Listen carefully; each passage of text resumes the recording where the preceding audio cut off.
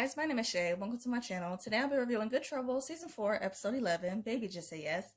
Don't forget to like, comment, and subscribe. Let's get it.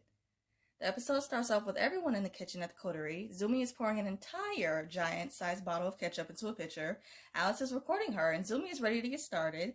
Zumi starts chugging the entire pitcher, and everyone is cheering her on.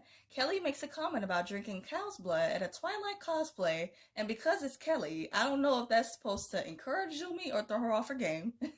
But either way, Zumi is a pro, and she finished the entire thing. I'm really curious to know, though, if Kara really drank all of that, or if she was just acting. I don't know, but the scene was cool. So all of a sudden she gets the feeling like she has to throw up. Right before she does, LUCA walks into the kitchen and everyone literally freezes.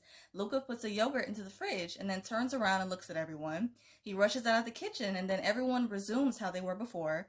That part, I didn't really kind of understand it because it was a little weird, but I guess it's to show from LUCA's perspective that he feels like he doesn't belong in a way, which if that's the case, then that makes sense. Zumi says that it was just a false alarm. She's okay, and then she starts cheering. Isabella wakes up early morning to see Gael painting outside. Isabella comes outside, and Gael is working on a piece, and he mentions that it feels good to paint something and actually have his own name on it. He lets Isabella know about the arrangement that he has with Yuri, painting most of his concepts along with his own, but letting Yuri's signature be on them so they can get sold. And then Gael gets 10% commission. Isabella is not okay with that and feels like Gael is selling his soul to Yuri, but it's like he doesn't really have a choice. Gael reassures her that it won't be forever and that he has to support her and the baby. He mentions that he will work twice as hard, day and night, to get his own work out there, and Isabella leaves him to finish his piece. LUCA wakes up early morning to get dressed and fixes the sofa neatly before he goes to the kitchen. Davia comes out of her loft and notices that LUCA is still carrying all of his belongings with him. She questions LUCA how he's settling in downstairs, and LUCA says that it's good and really quiet. Joaquin comes into the kitchen by the fridge and greets Mariana. Mariana is completely flustered and being all awkward. It flashes back to them having sex in his loft and back to reality. Mariana awkwardly tells Joaquin good morning, and then she leaves to go get ready for work. Joaquin is so chill about it, and then Mariana is the one that's making it obvious. Like, girl, just be chill, and no one will even pick up on anything. But you making it so obvious. Kelly peeps this from afar and questions Joaquin what's to deal with them two. Joaquin replies that it's nothing, but Kelly is convinced that it's something, alright. You can't get nothing past her. Alice is frantically looking for her blueberry yogurt in the fridge, and LUCA tells her that he ate it by mistake. He apologizes and says that he will replace it, and Davia says that she will do it. Davia hands Alice a strawberry yogurt, but Alice could care less for that because it's clearly not her favorite. But Davia literally makes a face to her, and then Alice takes the yogurt. Davia tells LUCA that eating other people's food at the Coterie is a common occurrence and to not worry about it. Gina and Rachel are aggressively popping the balloons from the launch party, and Claire is clearly getting a headache from it. Mariana comes into the office and Rachel says that she noticed she left the party without saying goodbye. Mariana lies and says that she was just tired and wanted to go home. Rachel mentions that she's sorry Evan couldn't stay. Mariana says that her and Evan decided to keep things professional between them. Rachel says that she hates Mariana had to go home alone, and I'm like, she certainly was not alone. She had an eventful night in more ways than one, okay? It shows Mariana having multiple flashbacks of her night with Joaquin. Claire informs the girls that they aren't getting a lot of traffic on the app because the hyperlink says thebluckbeauty.com instead of the right abbreviated name. They all suggest that they buy the link and just rework it themselves until they realize that someone else has already bought the link. Davia is homeschooling Elliot and she's tutoring him in math. Elliot seems completely uninterested and he's on his phone the entire time, but I get it, that's the way kids are, but I mean, I'm like that and I'm in my 20s. My phone is literally my baby. Davia explains to Elliot the importance of showing his work, and after the second attempt at telling him to put his phone away, he finally listens. He decides to put his head down in frustration, and this first lesson is just going great. It's going great. Joaquin is in his loft and he's looking at the picture he took of the guy and Jenna in the van. He texts someone asking if they can run the license plate for him. Zumi and Alice are in the kitchen and Zumi is showing Alice the booking website she set her up on. Alice notices that Zumi put in her profile no gig too small and thinks that it makes her seem a little desperate. Zumi doesn't think so and says that it's a part of the strategy to say yes to everything.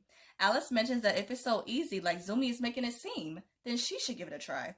Zumi takes her up on that because she is never one to back down from anything and challenges Alice that whatever she tells her to do, she will do it. Alice gives Zumi her first task, and that is to hug my girl Kelly. Zumi goes right over to Kelly and hugs her from behind as she's looking in the fridge. Kelly is mortified while Zumi is so happy. Kelly is not the hugging type, as we all know, unless she's the one to rarely initiate it, like she did with Dennis. But Zumi is so cute, so you just can't say no to her. You really can't. Alice gives Zumi her next task, and that is to confess the craziest thing that she's ever done. Zumi admits to asking a cashier at Chipotle for a water cup, but instead of filling it with water, she filled it with root beer instead. Zumi mentions that the guilt of that has been eating at her and feels so relieved to have that out in the open. Gael's with Yuri in the studio and he's painting a concept. Yuri comes over with a glass of wine, which is very on brand for him, and says that he's not feeling the emotion from looking at it. He mentions that they will have an art show coming up and that he needs 10 pieces from him. At first, Yuri says 10, but then he amps it up to 12, and Gael just looks exhausted and annoyed. And I feel for him, I really do. Joaquin is getting some mail from downstairs when Mariana walks in the front door of the building. The second she sees him again, she's immediately thinking of their time together. And I don't blame Mariana, though, because when he flashed that beautiful smile, girl, I'd be flustered too. I get it.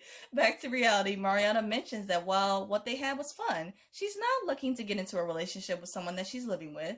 She mentions that Coterie relationships can get a little messy, and Joaquin isn't aware of that. He says that he thought what they had really meant something, and Mariana looks shocked, like, what? He's only messing with her, though, saying that they're on the same page, and they laugh about it, and that was cute, and it was a good one, too. Mariana gets a text from the girl saying that the buyer wants $50K for the domain name. Joaquin offers to help right off the bat and wonders if they can find an address for the person. Joaquin would love Mariana's help with finding Jenna, and in exchange, he will come with her to confront the person who bought her domain name. So sweet. Isabella's in therapy and she feels like Gael will eventually end up resenting her for working so much to provide for them and the baby. She's worried that he will leave her, and her therapist tells her that it makes sense because of her abandonment issues. The therapist makes a good point that the sense of security, along with financial income, means more to Gael than painting for Yuri. She advises Isabella to just talk to Gael and instead of assuming what he's feeling. The therapist asks Isabella if she's heard from her parents yet, and it flashes to Isabella getting a text from her dad, asking if she met with the adoption attorney, and her going through the folder of potential parents. Isabella texts her dad back saying that she did meet with the attorney and that she's filling out the paperwork. Back to reality, Isabella lies yet again, telling the therapist that she hasn't heard from her parents. And this chick is just lying out here. She really out here lying left and right. Left and right. But I mean, I can't say that I'm surprised. I really can't. Zumi and Alice are back home, and Alice challenges Zumi to toss an apple into the air and stab it with a fork. Zumi tries a bunch of times, but then, right when it seems like she's about to give up, she stabs it perfectly. Her reaction was priceless. She was so happy and proud of herself, as she should. The way that both Sherry and Kara portray their characters with such bubbly, fun-loving personalities is such a joy to watch, and I love it so much. Alice and Zumi go back outside, and Alice tells Zumi that she has to give out 10 kindness bombs. Zumi isn't exactly sure what they are, and Alice fills her in on it, saying that they are pretty much aggressive compliments to strangers. It shows a montage of Zumi giving compliments to different people, and she's absolutely adorable at it. LUCA is outside with his son, and a woman pushing a stroller who knows him wonders what he's doing out there. LUCA mentions that he found a place to stay and that he needs the money. The woman tells LUCA that Ivan is still looking for him and congratulates him on finding shelter. LUCA mentions that sometimes when people help him and see how much he actually needs, then maybe they'll start second guessing taking him in and then ask him to leave. The woman tells LUCA to take care, and she leaves. Mariana and Joaquin go to the buyer's house, and turns out it's a teenager who bought her domain. They both pretend to be journalists and start giving the kid the third degree, asking a ton of questions. The kid says that his mom got an email from a beauty company, and the hyperlink had a typo in it, so he bought it, hoping that he could sell it to someone. They both tell the kid that him buying that link, it pretty much makes him a target now, and sarcastically tells him, good luck. Afterwards, as they're leaving the house, they both have a good laugh about it, shaking the kid up like that, and it was too cute. Gael is showing his piece to another artist, and the artist says that it's similar to Yuri's work. Gael snaps at the designer and says that it is similar because he's the one doing all the paintings for Yuri. That was a mind trick showing inside Gael's head of what he wanted to say. Back to reality, the artist says the exact same thing, and Gael thanks the artist for his time. He comes back to his loft and tells Isabella about it, and she's pissed. Gael wishes that he never took the job with Yuri in the first place, and Isabella wonders if he could quit. Gael mentions that there's a show coming up with 12 pieces and that it's a lot of commission for him. Isabella questions Gael if there's anything that she can do to help, and Gael tells her that it's okay. Everyone is making dinner in the kitchen, and Davia questions the group if they noticed Luca carrying his stuff with him in the morning. Kelly says that she did notice and that maybe he's worried that someone will try and steal his stuff. Kelly says that she can relate because someone stole her black designer glasses, but then completely forgets that they're on her head. I can't. Kelly is always good for these one-liners in any episode, man. Joaquin mentions that a good majority of Luca's belongings got swept up by the city, so it's probably just instinct to want to protect his stuff. Luca comes into the kitchen and tells Alice that he replaced her yogurt for her. Alice tells him that he didn't have to do that, but thanks him for the sweet gesture. Davia offers him some food and wine, and Luca says that he's fine before leaving. Mariana says that he wished Luca felt more at home at the Coterie, and Alice feels bad about that. Mariana comes to Joaquin's loft to tell him that the kids sold their domain for only $100. She thanks Joaquin for his help, and Joaquin mentions that they make a pretty damn good team, and they really do. Joaquin questions Mariana if she came all the way to his loft to tell him this information, and Mariana coyly replies that she thought it was worth telling him in person. Yeah, right. She came down there for some vitamin D because she'd been thinking about it all day. So girl, get yours. She attempts to leave, but then they're both giving each other that look, which you already know what that means. The next morning, Joaquin gets a call from someone and he tells them that he owes them. Joaquin turns over and Mariana wants to know what the call was about. Joaquin says that he met with Jenna recently, and Mariana says that that's definitely in-person kind of news. Davia is teaching Elliot in another subject, poetry. She's explaining to him the definition of a haiku, and Elliot still isn't paying any attention to her. She does her own example of a haiku, and then she's asked Elliot to do the same.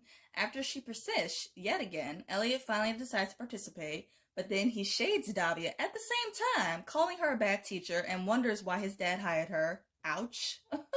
Kids will tell you exactly how they feel. They do not sugarcoat for nothing. And nobody. Elliot's dad, Asher, comes in and tells Elliot that he has a meeting in Santa Monica and that when he gets home at 6, they'll have dinner together. Asher questions Davia how the tutoring session is going, and Davia lies, saying that they just wrapped up for the day. Asher leaves and Davia just has this poker face because she is extremely annoyed. My girl.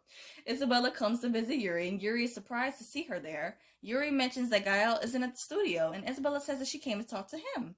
Isabella mentions Gael's frustrations and says that with him putting in so much time for painting for him, that it doesn't leave Gael with any room to promote his own work. She comes up with the idea that Yuri can pay Gael more than 10% commission. At first, Yuri says that it's really sweet of her to come there and stand up for her man like this, but then he shuts that idea down so fast, saying that there's no chance in hell that Gael is going to get more than 10%. Isabella comes up with another idea and then suggests that Yuri give Gael 50%. Like, girl, what makes you think he's going to get 50 if he doesn't want to get 10? Girl, stop. She pretty much threatens him that if he doesn't do that, she will tell everyone that Yuri's a fraud, and she has this smirk on her face like she's getting over on him. But I'm like, girl, Yuri's already 10 steps ahead of you. 10 steps. She really is something else, though, because she recently just got blackmailed by her own parents, and then for her to turn around and then threaten someone else is wild. Now, Yuri is 110% trash and deserves karma for how he's treated Gael and everyone else, but she definitely crossed the line with this because Gael clearly told her to not get involved, and she did it anyway. Girl, I can't. Yuri says that he really doesn't have a choice now. LUCA is fixing the sink when Alice comes over to him. LUCA questions Alice if he's making too much noise, and Alice tells him that it's fine. She asks LUCA to come with her because the group wants to speak with him. I'm pretty sure LUCA was already assuming the worst when he grabbed his stuff, but no, it's not at all what he's thinking. It's actually the opposite. I'm not sure whatever area this is, though, but the entire Coterie crew is there in this space that they personally created for LUCA to make him feel more at home. Alice apologizes to LUCA for not having a loft available because all of them are currently rented, and both Davia and Mariana mention that they want him to have a room that felt like his own and that he's welcome there. Alice gives him a set of keys to the front door of the building and the mailbox. LUCA is truly touched, and so am I, and mentions that he's never had a set of keys before. I was already getting emotional, but then the second he said that, it just took me over the edge, because like them doing all this for him is one thing, but then him saying that he's never had any keys before, just end me right now. Just end it.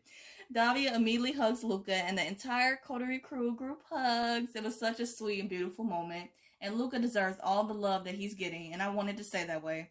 Davia is in her loft and she's typing up a professional resignation to quit her tutoring job with Elliot. I'm not sure if she's actually sends the email or not because we don't know because it's facing our screen, but then she gets a call from Elliot. She rushes over to the house and Elliot is freaking out because his dad is not home by the time that he said he will be. Elliot starts to wonder if something happened to his dad, and Davia suggests that they go outside for some fresh air. Davia tells Elliot that he's having a panic attack and tells him to make deep breaths in and out. Elliot does them, and then he starts to feel better. He thanks Davia for coming. He immediately hugs her like, "Oh." I know Elliot was standoffish at first with her in the beginning, but I think this experience will make him see Davia in a new light and bring them closer. Also, I have to say this too, Davia has such a way with children and teaching because she has such a motherly instinct along with great leadership skills, and she just truly just wants to see them shine in every aspect. So I love that, and it really does bring out the best of her character. Asher comes home worried about Elliot, and then Davia and Elliot come into the house. Asher comes over to hug Elliot, but he pushes him off out of anger. Elliot questions his dad, why didn't he call? And Asher says that not only did he forget his phone at home, but he doesn't remember his number. Asher is trying to talk to him, but then Elliot cuts him off, saying that he hates him. Elliot goes upstairs to his room, and Davia and Asher talk about the situation. Davia mentions that Elliot called her when he couldn't reach him, and Asher thanks her for coming. Asher feels really bad for not knowing his own son's phone number, and that is a shame. But I don't know. I feel like certain numbers are just embedded in your brain. I don't know. Maybe it's just me. Davia reassures him that no one remembers anyone's phone number anymore.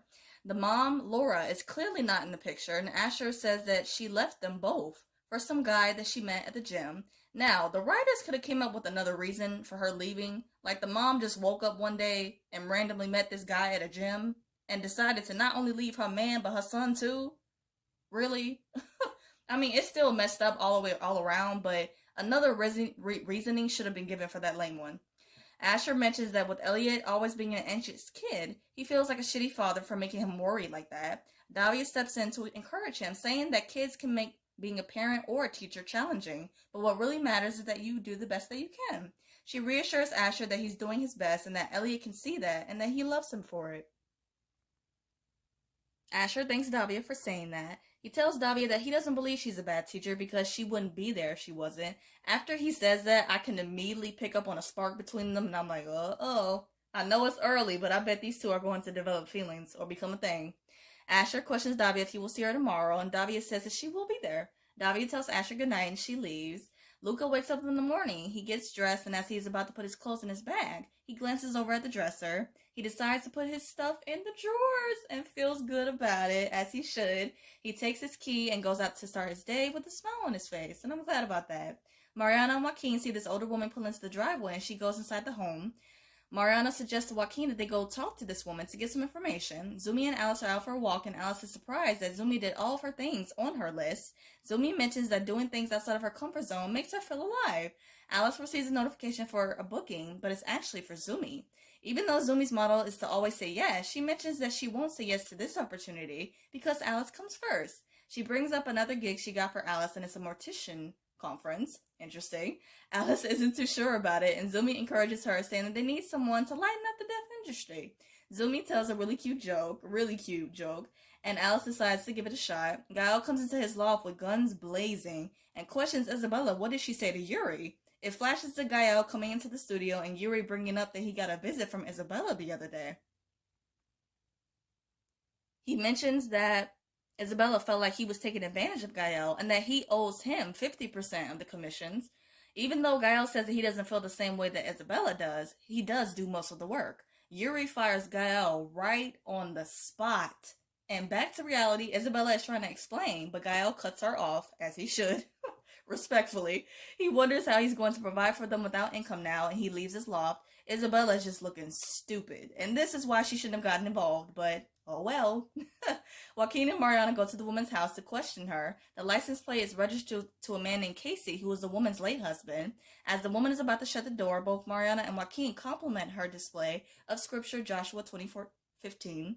The lady tells them that her son Adam has the van and that she doesn't know where it is because she hasn't spoken to him in a while.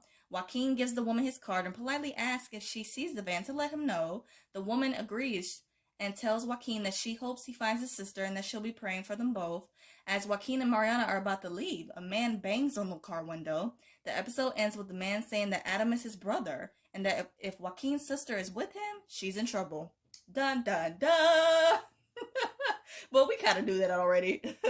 To wrap up this video, I'm going to do a quick rapid fire of the episode. Favorite scene, Davia rushing over to Elliot's house and helping him calm him from his panic attack. The way she calmed him was so sweet, and he was so appreciative of it. And again, I feel like this moment will bring them closer for sure. Favorite quote, welcome home, Alice to LUCA. LUCA truly feeling like he's a part of the Coterie family now. I love that for him, and he deserves it so much. Favorite duo, Alice and Zumi doing fun TikToks. It was fun just seeing them just be so carefree and enjoy themselves this episode. Favorite look, Davia's happy face shirt with a denim blazer. It looked really cute on Emma. And WTF moment, Isabella crossing that line and going to speak with Yuri behind Gael's back. She crossed way over the line. And it'll be interesting to see how she's going to build that trust back with Gael. I hope you guys enjoyed my review of Good Trouble. Hope you guys had a great day. Stay safe and see you guys next week.